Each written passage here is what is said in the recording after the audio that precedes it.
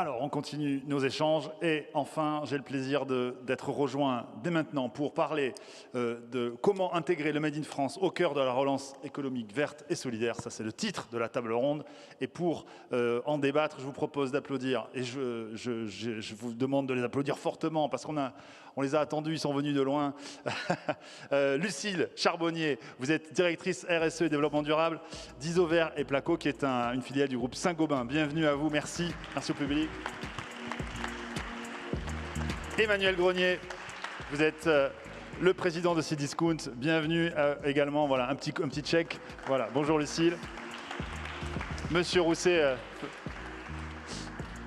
vous saluez tout à l'heure et merci beaucoup d'être à nos côtés dans cette table ronde. Et enfin, monsieur Arnaud Leroy, vous êtes le président de l'ADEME, là aussi qu'on évoquait tout à l'heure avec monsieur Montebourg. Merci beaucoup de nous rejoindre sur donc ces thématiques que vous traitez de longue date dans vos différentes organisations et je vous remercie d'en être les porte-parole aujourd'hui. Alors ce que je vous propose, c'est qu'on puisse vous écouter l'un après l'autre à partir voilà, de vos points de vue sur cette thématique de la table ronde sur le Made in France. Chacun les uns les autres, vous y contribuez à votre manière. Et puis ce que je vous propose, et puis monsieur Montebourg a accepté, c'est qu'on puisse avoir après des échanges. Hein, on va faire ça simplement et dans la fluidité qui nous est encore permise jusqu'à ce soir, j'ai envie de dire, pour en tout cas être ensemble. Monsieur Arnaud Leroy, je vous propose de démarrer sur le travail que mène l'ADEME, et on le sait depuis de nombreuses années, sur ces questions d'écologie, de transition écologique et d'énergie. On parle à l'ADEME de relance économique écologique. Est-ce que vous pouvez nous évoquer un peu, nous définir, je dirais, non pas ce concept, mais en tout cas cette vision du contexte économique que vous avez à l'ADEME. Merci beaucoup Arnaud. Merci beaucoup en tout cas de l'invitation et ravi de pouvoir participer physiquement à votre événement aujourd'hui. Alors qu'est-ce qu'on entend par relance écologique? On était dans un moment jusqu'à hier soir où on est en train de construire autour du plan de relance, même si ça reste une boussole, les solutions d'avenir pour notre pays. Elles sont, ça a été dit aussi bien par Arnaud Montebourg que par Alain Rousset, connues. Et il y a un sujet énergétique, il y a un sujet économie circulaire qu'il faut prendre à bras-le-corps, et il y a un sujet plus global qui est, c'est l'avis de l'ADEME, et en tout cas de son président, si on produit en France, on émettra moins de CO2 parce que les normes auxquelles nous sommes confrontés sont parmi les plus strictes et les plus sévères d'Europe et certainement du monde, vous en conviendrez. Donc c'est un sujet tout bête, en proposant de relocaliser une partie des entreprises, en aidant aussi à la relocalisation, en aidant, on en reviendra tout à l'heure peut-être avec Saint-Gobain, à changer certains process industriels pour gagner en compétitivité carbone, donc en compétitivité aussi économique, on arrivera à faire des choses et à maintenir un tissu industriel dans notre pays, et j'espère le développer. Mon sujet aujourd'hui, moi, il est peut-être aussi sur le développement, la relocalisation dont on parle tant, mais il y a un sujet aussi de résistance, c'est qu'il faut s'assurer que les gens ne partiront pas, que les entreprises qui sont aujourd'hui présentes ne partiront pas, donc on participe avec d'autres à acculturer les décideurs politiques aussi sur la question de l'empreinte carbone pour démontrer que c'est bien les émissions françaises, c'est surtout important de considérer les empreintes carbone, donc exactement ce que vous consommez en prenant en considération par exemple aussi les importations, parce qu'on a eu tendance pendant 20 à 30 ans peut-être à se focaliser sur les émissions françaises en pensant qu'elles étaient bonnes, sans regarder le poste de nos importations qui fait gonfler quand même la facture carbone pour chaque Français et chaque Française. Donc c'est ça notre démarche, donc on aide aussi bien dans les process industriels pour gagner en compétitivité, en décarbonation, que sur la question de l'économie circulaire, en travaillant avec les territoires et les régions et les EPCI en l'occurrence, pour travailler sur des solutions locales, ce qu'on appelle des programmes d'écologie industrielle territoriale, pour fabriquer ces fameuses boucles qui sont l'avenir dans une société qui est en termes matière, ressources, qui est finie. On parle beaucoup du climat, mais il y a cette problématique aussi ressources qui est devant nous, et on essaie aussi de travailler, parce que je vois que vous avez un partenaire majeur avec l'OFB, à des solutions les moins impactantes pour la biodiversité, ou par exemple à développer des solutions technologiques autour de la biodiversité, ce qu'on appelle le biomimétisme, et vous avez un exemple ici présent dans vos stands. Donc voilà ce qu'on essaie de faire depuis 30 ans à l'ADEME, avec une petite accélération ces dernières années, parce que je crois sincèrement que la question économique fait partie aussi du bouquet de solutions pour faire accepter la transition écologique. On en parle beaucoup, on voit qu'il y a des réticences sociétales, parce qu'il y a des craintes. Les gens ont peur que ça détruise de l'emploi, que ça change leur mode de vie. Il faut dire la vérité, ça changera notre mode de vie. La neutralité carbone 2050, ce n'est pas simplement un slogan, c'est un vrai projet, et derrière, il y aura des changements de paradigme. Et second point, on peut démontrer qu'on créera plus d'emplois qu'on en détruira avec la transition écologique. Et ça, je pense que c'est important que l'ADEME participe à construire ces solutions pour faire accepter la transition écologique. Justement, l'ADEME, donc agence de l'énergie, agence d'État, quel dispositif elle arrive à mettre en place maintenant? Quel dispositif elle propose? C'est la question un peu du concrètement. Quels sont les angles un peu dispositifs qui sont au service des différents acteurs, qui soient économiques, qui soient associatifs, qui soient sociaux, des différents territoires? Alors, on a fait un outil un peu simple qui s'appelle une plateforme, dorénavant, qui s'appelle Agir pour la transition écologique. Donc, vous trouvez l'ensemble des guichets disponibles, des appels à projets, des AMI sur cette plateforme. Et qu'est-ce qu'on fait? On fait du financement, de la subvention, des études de préfiguration. On travaille main à main aussi avec les partenaires, que ce soit Cdiscount avec qui on travaille sur le sujet de l'e-commerce. Voilà, c'est quelque chose qui est arrivé dans nos sociétés la dernière décennie. Il faut qu'on regarde, est-ce qu'il y a des effets rebonds? Comment on peut travailler sur l'impact environnemental du numérique, par exemple? Vous voyez, donc on travaille en partenariat, en subvention, on finance des thèses également. On a un organisme, non pas de recherche, mais en tout cas on finance beaucoup de travaux liés à la recherche. On n'est pas l'ANR, l'Agence nationale de recherche, mais on a une petite brique assez conséquente sur la question de la recherche. Par exemple, sur la finance durable, on est en pleine semaine de la finance durable. On a ouvert un programme de recherche de plus d'1 million d'euros pour travailler avec le monde académique et professionnel, pour travailler sur les solutions, voire faire émerger de l'expérimentation. Voilà un petit peu les modalités d'intervention de l'ADEME. Et moi, je pousse pour qu'on travaille aussi beaucoup en partenariat avec les collectivités. La région, on a un partenaire majeur des régions, et y compris de la région Nouvelle-Aquitaine. On fait beaucoup de choses ensemble. Et il faut qu'on arrive à élargir le cercle des initiés de la transition écologique. Moi, c'est un de mes combats quotidiens, parce qu'on a petite bande de personnes qui sont convaincues. Et je crois que pour que ça marche, pour que ça infuse, il faut qu'on aille chercher beaucoup plus loin et qu'on continue à convaincre de la nécessité de faire autrement si on veut simplement pouvoir vivre à terme sur cette planète. Justement, et c'est une question à laquelle vous pourrez tous répondre, Arnaud Montebourg également. C'est déjà une question d'ailleurs qu'on avait posée l'an dernier, je me souviens très bien, à Monsieur François Hollande, qui était aussi notre invité d'honneur l'an dernier. Comment convaincre tous ceux qui ne sont pas dans la salle ou derrière l'écran, qui sont déjà les convaincus, voire même les enthousiastes de la transition écologique? Je fais ce terme pour opposer aussi ceux des climato-sceptiques. Comment aller les chercher, les convaincre et puis les embarquer dans une démarche qui n'est pas toujours évidente au quotidien, il faut bien le reconnaître, pour se lancer, qu'on soit une famille, qu'on soit un foyer, qu'on soit parfois une association, une entreprise. Quel est votre point de vue là-dessus? Écoutez, aujourd'hui, il y a quand même beaucoup de relais, que ce soit les relais associatifs traditionnels, des clubs d'entrepreneurs. Je pense que la question économique est excessivement importante. Les CCI, par exemple, on travaille beaucoup avec les chambres consulaires de notre côté, les chambres d'agriculture, le sujet agricole, et tout à l'heure Arnaud Montebourg en a parlé avec les apiculteurs, mais il y a un vrai enjeu de réussir à mobiliser le monde agricole dans la transition écologique et pas simplement dans la transition agroécologique.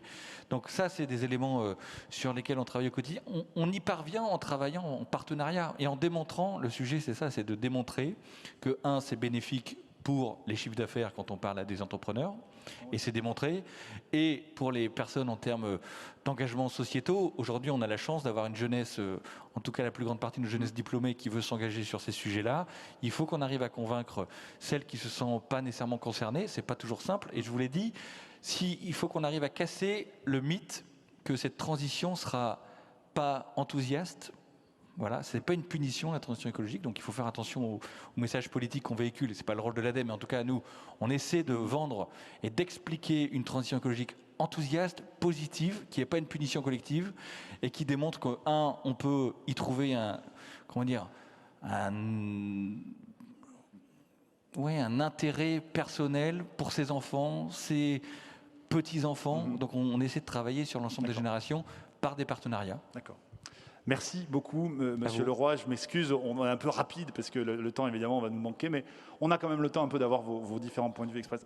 Monsieur Montebourg, vous êtes un peu mon grand témoin, là, vous allez m'aider. Sur cette question de la conviction, des non convaincus. Comment vous envisagez ce sujet? Alors, autant en tant qu'entrepreneur, quand vous êtes avec vos partenaires de territoire, ils ne sont peut-être pas tous convaincus qu'il faut acheter, par exemple, du miel hyper local, hein, j'en sais rien. Mais aussi, je pense plutôt à la population en général, ceux qui ne sont pas ici, comment on va les chercher sur cette question de la transition écologique? Le principe, c'est qu'il faut aller les chercher, parce qu'ils ne viendront pas d'eux-mêmes. C'est pour ça que j'évoquais tout à l'heure devant Arnaud Leroy, que j'estime énormément pour son travail, ce qu'il a fait à la tête de l'ADEME, il la modernise, il l'encourage, il l'emmène. Je dois dire qu'il faut que l'État change de méthode. C'est-à-dire que plutôt que faire des appels à projets, des AMI et des ceci et des cela, il va falloir prendre les 1000 boîtes de les 1000 premières boîtes du pays, et puis il va falloir chiffrer avec elles combien ça coûte de décarboner leur process de production. Alors quand on prend les usines de Saint-Gobain, on prend Isover, alors vous n'avez plus Veralia, mais enfin c'est à peu près la même méthode. C'est tous ces fours, comment on fait. Donc il faut juste avoir une démarche, c'est presque le VRP de l'écologie qu'il faut avoir. C'est-à-dire combien ça coûte, comment on finance, parce qu'ils ne financeront pas. Ils ne peuvent pas. Toute l'organisation de l'entreprise, de ces grands groupes, va mettre des clignotants rouges en disant c'est pas rentable, on n'y gagne pas, quelle est l'utilité? Donc, et par ailleurs, on perd notre compétitivité. Donc ça va nous coûter un bras. Donc c'est à la société de financer ça. Absolument. Prenons l'exemple des usines de silicium. On a besoin de silicium. Il y a 6 usines en France, 1000 emplois, qui fabriquent cette matière première dont on a besoin pour 1000 usages industriels de transformation. C'est une matière quasiment première. Ce sont des usines qui consomment beaucoup d'électricité, qui historiquement étaient adossées aux barrages. Donc c'est dans les zones de montagne. Bon, il y a un processus thermique qui est archi polluant au titre du CO2.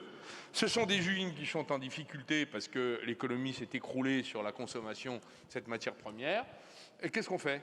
Est-ce qu'on les ferme ou on les rénove? Mais pour ça, il faut juste qu'il y ait un gouvernement, je ne vise personne, hein, c'est pas personnel, c'est juste systémique.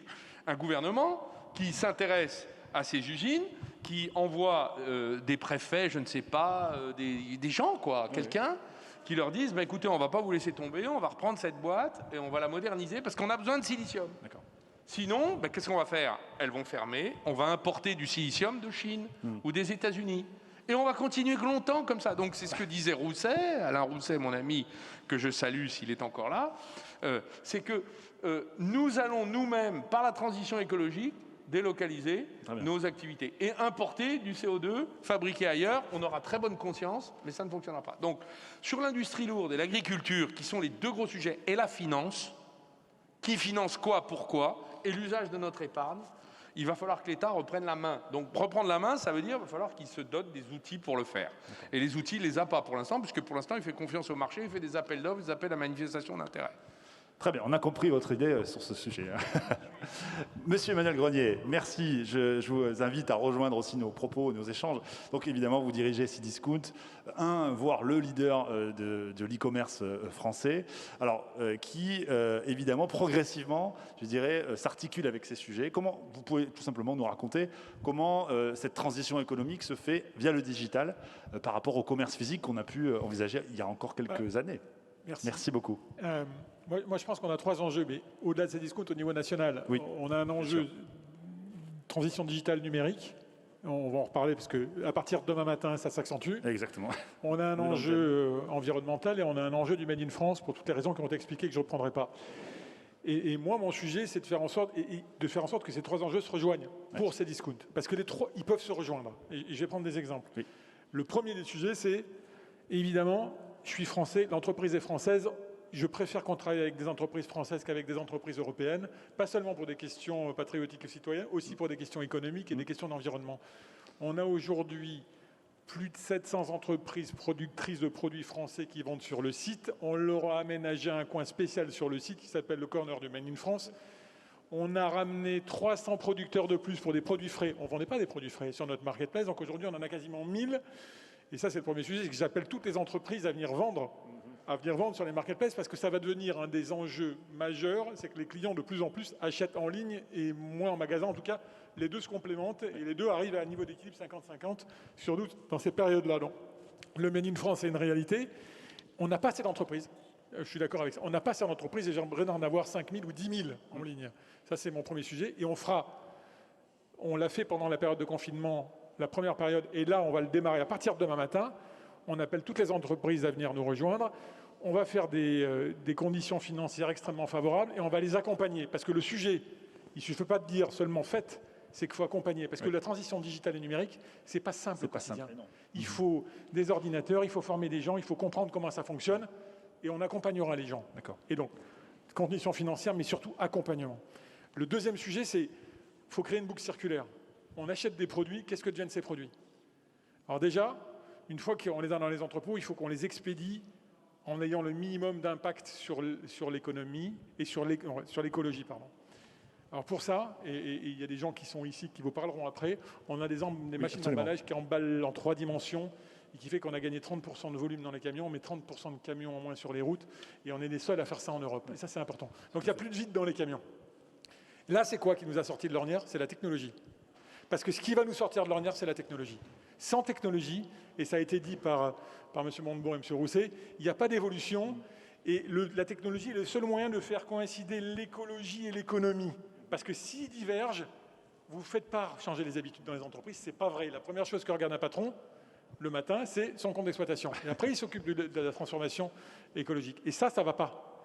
Donc, il faut trouver des projets qui font en sorte que les deux se rejoignent. Et le sujet du transport et des colis à la bonne dimension, moins d'empreinte carbone, et ça coûte moins cher. Les deux se rejoignent, et donc c'est très efficace, et en un an et demi, vous basculez tout. Le troisième sujet, c'est qu'est-ce que vous faites des produits, une fois que les gens les ont utilisés? Ils ne peuvent pas partir à la poubelle, les produits. Ça, c'est pas responsable. Et donc, depuis 10 ans, et là aussi, c'est avec des acteurs français, on fait avec une entreprise qui s'appelle Envie. Bien sûr. On reprend les produits, gros électroménagers, produits techniques, on les donne à l'association, ils les réparent, s'ils arrivent à les réparer, ils les revendent.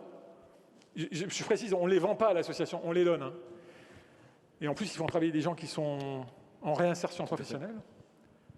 Et si ça ne marche pas, et s'ils n'arrivent pas à les réparer, on démantèle les produits, ils partent dans les filières de recyclage. Donc on est neutre en pollution sur ces sujets-là. On ne l'a pas fait depuis 2 ans, on le fait depuis 10 ans. Donc le sujet, il est inhérent à l'ADN de la société, qui est un gros vendeur de produits et qui a pour responsabilité fondamentale, dans le cadre de l'économie française et du pays, d'assurer et de faire les choses jusqu'au bout. J'insiste. Moi, mon message, c'est le Made in France, que les entreprises nous rejoignent. On leur fera porte ouverte et on leur facilitera absolument tout. Je le dis, je le précise, je préfère aider des entreprises françaises que des entreprises qui ne sont pas françaises. Parce que j'ai un écosystème et je suis au cœur d'un écosystème.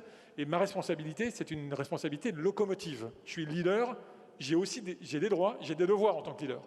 Et donc, on a ce devoir-là. Le deuxième, c'est la technologie. Il y a 10 ans, quand je suis arrivé, on avait 80 ingénieurs. On était au cours de l'intendance. Aujourd'hui, on est sur les quais de Bacalan, il y a 800 ingénieurs. On est devenu une boîte de technologie. La moitié de nos effectifs sont des ingénieurs. Sans ces ingénieurs, sans cette technologie, on ne progresse pas et on perd contre les Américains et on perd contre les Chinois. Et il n'y a pas de fatalité. Ça a été dit tout à l'heure, il n'y a pas de fatalité. Moi, je lutte contre des géants mondiaux qui sont les plus grosses entreprises du monde. Mes concurrents sont les plus grosses entreprises du monde. Pas dans mon secteur, au total. Il n'y a pas de fatalité. Et on m'explique, on me demande pourquoi on est la seule exception mondiale à lutter contre ces géants-là. On est les seuls. Il y a une autre exception au Japon, une autre en Inde, et on est les seuls. Il y a des solutions. Il y a des solutions si vous y mettez de l'énergie, si vous y mettez de la technologie, si vous y mettez de la créativité. Donc rien n'est jamais perdu et surtout aucune fatalité. Merci beaucoup pour vos propos ultra, je dirais, articulés par rapport à la fois, comme vous l'avez dit, j'aime bien votre idée d'écologie et d'économie, et finalement la technologie devient un peu le vecteur d'unité. On sent bien et vous l'incarnez, et puis surtout avec les plateformes et l'aspect digital, évidemment que et vos équipes et vos clients sont les premiers à utiliser. On revient vers vous, on reparlera tout à l'heure du plan de relance, mais j'aimerais évidemment vous passer la parole, Madame Lucille Charbonnier. Vous représentez globalement le groupe Saint-Gobain, mais en particulier, vous êtes directrice RSE et développement durable d'Isover et Placo. Je vais vous laisser présenter mais on en a parlé tout à l'heure d'ailleurs, cette société, et nous évoquer également, au passage, comment ce type de société, comment un leader de l'habitat durable, comme un leader de l'e-commerce, s'engage et essaie de se transformer aussi vis-à-vis de ces enjeux écologiques. Merci beaucoup et bienvenue à nos côtés. Merci beaucoup de me donner la parole.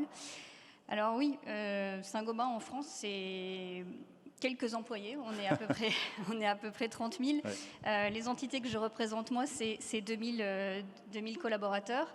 Ça compte clairement. Dans certaines régions, on est parfois le deuxième employeur du département, donc on a un poids assez important. Et en effet, donc nous, on a un certain nombre d'usines réparties sur le territoire. Saint-Gobain a aussi tout un tas de points de vente pour la distribution de matériaux de construction. On se présente comme un des leaders de l'habitat durable, de la construction durable. Notre idée, c'est de faire en sorte que les produits que l'on commercialise permettent l'efficacité énergétique du bâtiment et du bâti français à partir de produits fabriqués majoritairement en France et qui eux-mêmes ont fait l'objet d'analyses de cycle de vie de façon à avoir un impact, pas que carbone, mais des impacts les plus réduits possibles. Donc on travaille sur plusieurs axes, en effet, que ce soit la décarbonation de nos usines, qui est en effet à l'origine d'investissements massifs, mais ce sont des investissements à la fois économiques, parfois on soumet des dossiers aussi à l'ADEME, parfois à la région. Tout à l'heure, il y avait la région Nouvelle-Aquitaine, on a une usine à Cognac, pas très loin, qui a présenté des dossiers là dernièrement. Mais ce qui est important de voir, c'est que quand on travaille sur des dossiers type décarbonation avec des changements industriels, il y a à la fois ce qui existe aujourd'hui comme technologie, et donc ce qui existe sur le marché, c'est des technologies matures qu'on peut tout de suite mettre en place. Et puis il y a aussi toute la R&D, parce que la neutralité carbone sur des procédés comme les nôtres, elle ne se fera pas sans certaines innovations de rupture. Et donc, on travaille énormément avec nos centres de recherche pour développer les usines de demain.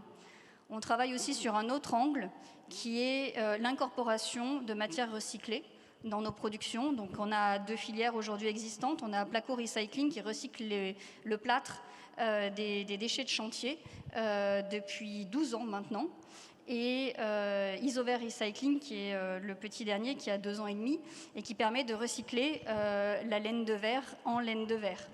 Voilà, donc on travaille sur pas mal de sujets, décarbonation, il y a aussi des sujets biodiversité, des sujets recyclage. Voilà, c'est un travail en continu. On a évoqué beaucoup aujourd'hui, notamment ce matin, dans la conférence introductive, les propos introductifs, je pense par exemple à ceux de M. Pierre Remic, le maire de Bordeaux, l'importance du local, du territoire. Oui. Évidemment, en tant que maire, ça peut s'entendre. Comment un groupe comme le vôtre s'intéresse au territoire et comment il essaye de les redynamiser et on sait que vous le faites. Donne-nous peut-être quelques illustrations. Alors aujourd'hui, on a 9 usines principales dans le périmètre qui me concerne, qui sont réparties sur tout le territoire français.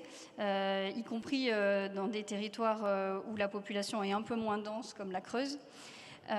Ces usines, parfois elles sont le poumon d'un endroit, d'un territoire, et on fait en sorte qu'elles maintiennent leur compétitivité impérativement face à des concurrents nationaux mais aussi internationaux.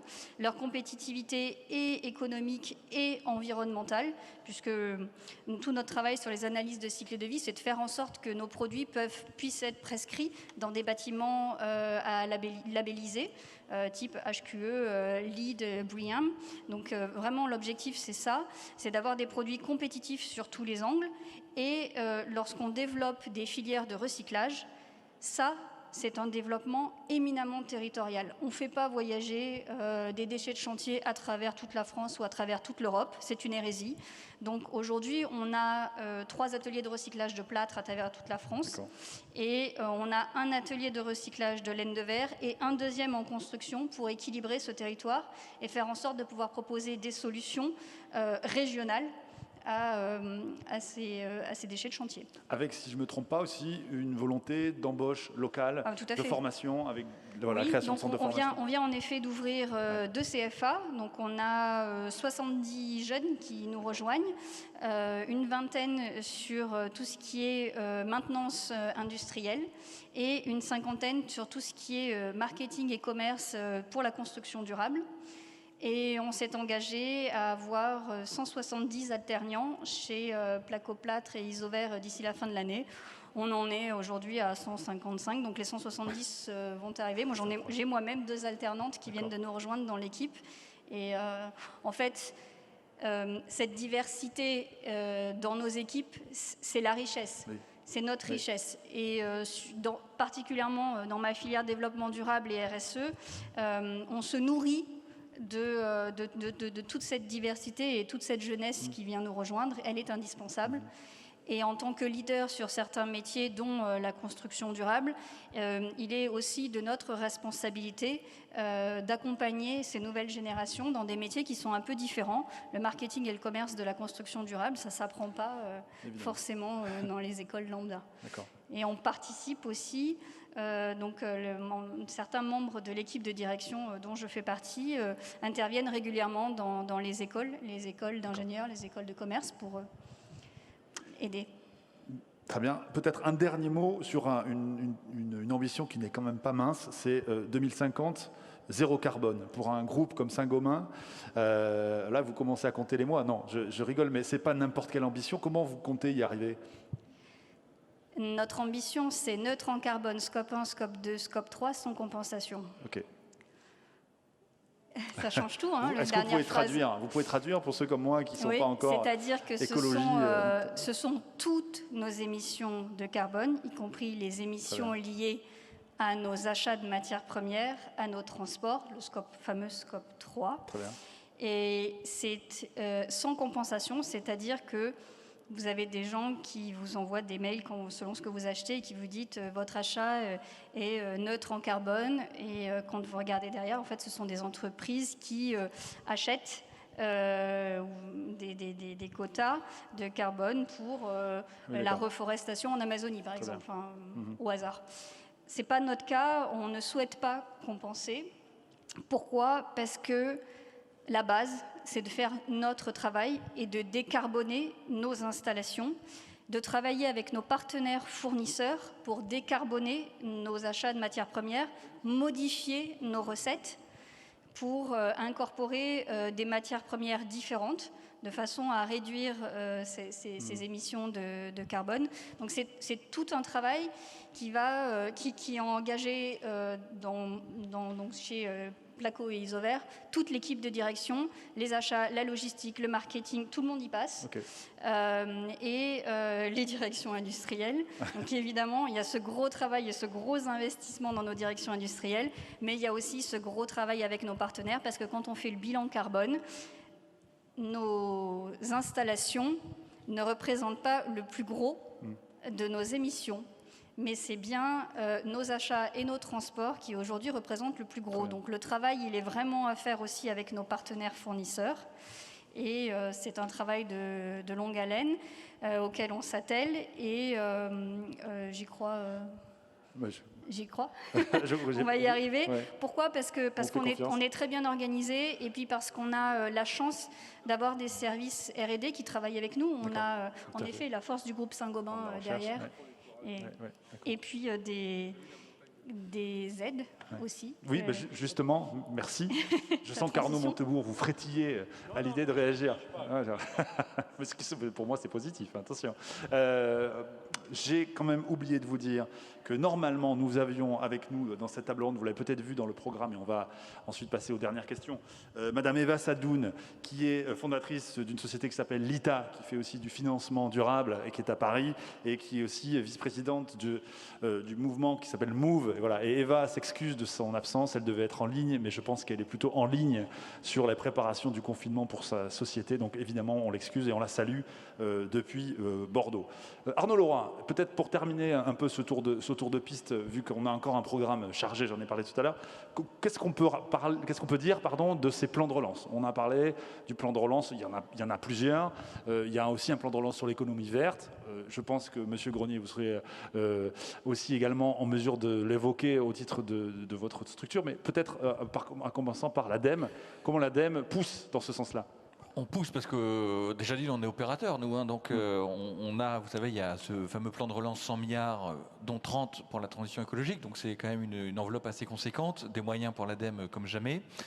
Donc voilà, donc moi c'est un appel que je fais, Cdiscount fait un appel pour avoir des personnes qui viennent vendre sur son site. Moi je fais un appel aussi aux porteurs de projets de nous présenter des projets. Très bien. Donc, vous avez entendu hein? Et donc tout ça est disponible, je vous l'ai dit tout à l'heure, agir pour la transition écologique. adem.fr, pardon. Vous avez toutes les possibilités d'aide, de subventions, d'accompagnement donc sur une multitude de projets, notamment sur l'hydrogène. On parlait d'innovation tout à l'heure. Et moi, je voudrais peut-être terminer par un point. C'est important, l'innovation technologique. Par contre, il faut faire attention, ça ne nous sauvera pas. Oui. Ça ne nous sauvera pas. Il y a des mots dont on parle très peu, que je n'ai pas entendu encore aujourd'hui, mais frugalité, oui. Sobriété, notamment dans l'usage des ressources. Il va falloir qu'on apprenne à faire une chaise avec 30-40% de matière en moins. Pareil pour des plaques de placo ou de la laine de roche ou je ne sais quoi. Ça, c'est un enjeu industriel, économique majeur. Et ça changera par des éléments, certes, d'innovation un peu techno dans certains process et compagnie, mais il y a surtout une culture des comportements à chaque niveau, à chaque étage de la société, institutionnels, y compris les gouvernants, les gouvernements, les grandes structures, régions et compagnie, les entreprises bien sûr, et les citoyens derrière qui sont des consommateurs et des prescripteurs conséquents, avec un pouvoir d'achat assez conséquent aussi dans notre pays, malgré ce qu'on peut entendre. À l'échelle du monde, la France est un pays riche, ça a été dit tout à l'heure par Arnaud Montebourg, on est 6 ou 7e, donc on est capable d'être prescripteur aussi en termes d'achat, de filières et compagnie. Donc voilà, ça c'est des éléments importants parce qu'il ne faudrait pas qu'on tombe dans un certain mythe technologique en disant la technologie nous aidera, elle nous aidera certainement. Il n'y a pas de sujet là-dessus, par contre ça ne sera pas suffisant et il faut qu'on se prépare parce que la neutralité carbone, ça a été dit par la responsable de Saint-Gobain, la marche est très haute, très haute. On en a fait un gimmick en neutralité carbone, les gens, bon normalement il y a beaucoup d'engagements, les gens ne réalisent pas ce que ça veut dire. Quand vous regardez pour un chef d'entreprise ou pour une structure que l'ADEME qui est en charge de l'accompagnement et du basculement vers la neutralité carbone, je peux vous dire que c'est des changements à l'échelle, à tous les échelles, dans tous les process, dans notre manière de se loger, de manger, de bouger, de s'organiser, qui sont quand même assez conséquents. Et je pense que c'est important, j'en terminerai vraiment par là, que on en parle dès le plus jeune âge, non pas pour faire peur aux enfants, il n'y a pas le côté anxiogène de la transition écologique, mais pour les préparer. Ils vivront dans une société, et ils sont déjà là, ces gamins. Ils sont à l'école primaire, en CE1, en CE2, parfois déjà au collège. Ils vivront dans une société différente, parce qu'à partir de 2030-2035, on voit très bien sur la base des données scientifiques auxquelles moi je crois que nous devrons nous adapter. Merci beaucoup. Emmanuel Grenier, je vais dans le même sens de cette question. Ces plans de relance, comment on les regarde aussi du côté de Cdiscount? Quel mouvement vous attendez aussi à travers cela? Merci. On les regarde de manière très positive, parce que ça veut dire qu'au plus haut sommet de l'État, on est conscient de ces sujets-là, ils mettent de l'énergie dans ce sujet-là. Après, moi je pense qu'il y a deux types d'entreprises. Il y a des grosses locomotives à qui l'État doit demander des efforts, enfin, de participer, d'être actif en fait, parce qu'on participe à l'économie du pays, parce qu'on reçoit, on est aidé par l'État aussi, donc on a une obligation. Et je reviens à chaque fois là-dessus, c'est-à-dire on ne peut pas être, nous les chefs d'entreprise, en attente de proposer nous des choses, faites des choses. Il faut qu'on soit mis à contribution, et puis il faut flécher les bonnes start-up qui vont aider à soit à la frugalité, à aider à l'innovation technologique. Voilà. Moi je reviens sur l'innovation au-delà de la frugalité, parce que quand on regarde sur 200 ou 300 ans, tous les sauts technologiques, ils se font par des innovations. Que ce soit, très bêtement, le train, l'électricité, les télécommunications. À un moment donné, ça nous permet de passer des étapes. Ouais. Mais oui, il y a des entreprises qui sont prêtes à jouer le jeu, à s'investir, à investir du temps et de l'argent. Grosses, qui ont une obligation, et start-up qui en ont très envie. D'accord. Arnaud Montebourg, vous avez ouvert avec moi tout à l'heure et Nicolas Pereira cette première séquence. Je vous propose de la conclure, en tout cas de faire une transition, allez, le mot n'est pas faible, vers les sujets qu'on évoquera tout à l'heure. De votre point de vue, quels sont les points clés là maintenant de l'avenir là, Nous, on parle de sommet international des solutions pour la planète. Vous l'avez dit vous-même, il y a un écosystème hyper dynamique, mais qui est en attente aussi de certains messages. On l'a tous évoqué. Quels sont les points clés sur lesquels il va falloir surligner un peu les actions des uns et des autres pour aller vers ce Made in France, ce Made in France vert, solidaire, qu'on a un peu tous évoqué dans nos propos? Si on regarde le monde tel qu'il est en train de se désordonner et se défaire pour recomposer les forces, je crois que la France a une belle partie à jouer. Elle n'est vraiment pas, bien qu'elle ait le sentiment d'être déstabilisée et en difficulté, mais je crois qu'elle a des ressources extraordinaires. Elle a juste besoin de les reconsidérer, c'est-à-dire de s'en apercevoir et de les défendre. Voilà. Donc on a défendu pendant longtemps la religion européenne, qui est un très bon projet, mais qui ne marche pas. Et on a laissé tomber la nation. Bon. Or, il y a des ressources considérables dans ce pays, humaines, scientifiques, technologiques, culturelles, intellectuelles. Bien sûr. Et à vocation universelle. Donc nous avons une partie importante à jouer sur le futur qu'il va falloir redessiner. Donc nous pouvons être des pionniers. Nous pouvons l'être, et ça ne va pas être très difficile quand on voit les deux empires qui structurent le monde, la Chine et l'Amérique, qui sont des résistants et qui sont les premiers pollueurs de la planète et qui seront certainement les responsables de la destruction du permafrost sibérien qui va libérer les montagnes enfin quand je dis les montagnes, je ne sais comment les quantifier, mais le méthane qui risque d'accélérer le passage, selon le GIEC, à des niveaux de réchauffement peut-être insoutenable pour l'espèce humaine. Donc, on a cette ambiance-là quand même de surplomb catégorique. Donc on a deux manières de faire. Soit on en fait un projet rassembleur. Et comme le disait Arnaud Leroy, le président de l'ADEME, ça n'est pas une punition collective, c'est une mutation positive pour nous tous. Et dans ce cas-là, qui va le faire? Les acteurs, bien sûr, les uns, les autres, mais qui va donner le cap? Qui va entraîner tout le monde? Et comment on va trouver les ressources pour le faire? L'Union européenne nous a donné un plan de relance de 40 milliards à condition d'en rembourser 67. Ça commence très mal. Le deuxième, c'est qu'en plus des 40 milliards, s'ils sont en train de négocier les conditions drastiques auxquelles nous serons autorisés de les dépenser. Donc on ne va pas s'en sortir. C'est très mal parti. Donc ça ne peut être que par la création monétaire. Ça n'aura pas lieu par l'impôt, par la punition, par la souffrance, les 14 stations du Christ où à genoux nous nous écorcherons jusqu'à temps que nous mourions guéris. Non, ça ne marchera pas ça. Donc nous avons besoin pour entraîner les peuples européens et que la France soit à l'avant-garde de ce projet, d'investissements considérables et aujourd'hui on n'a pas l'argent pour le faire. Voilà, quand on met 100 milliards sur la table, on se dit c'est énorme, puisqu'on a été habitué à 20 ans d'explications sur la dette, c'est mal. Donc forcément, quand on nous dit quoi qu'il en coûte, il n'y a plus de problème d'endettement, on ne sait pas si on remboursera, c'est pas grave, de toute façon les taux d'intérêt sont durablement négatifs. Tout ça est un langage incompréhensible pour nos concitoyens qui ont accepté des plans d'austérité au nom de la même dette, au nom du refus du quoi qu'il en coûte et de la politique parfaitement inversée. Donc on a juste à dire les choses et se donner les moyens de ces ressources. Comment on va financer les 1000, 2000 usines de la taille ou du niveau d'émission de Saint-Gobain dans notre pays? Comment on va faire? On n'a pas l'argent. Il faudrait mettre 100 milliards par an pour faire je ne vous parle pas des investissements dans les transports, je ne vous parle pas des investissements, des économies d'énergie dans les bâtiments, je ne vous parle pas de ce qu'il faudrait faire sur la reconstitution de la biodiversité en sortant de l'agrochimie, l'agriculture. Ce sont des investissements considérables.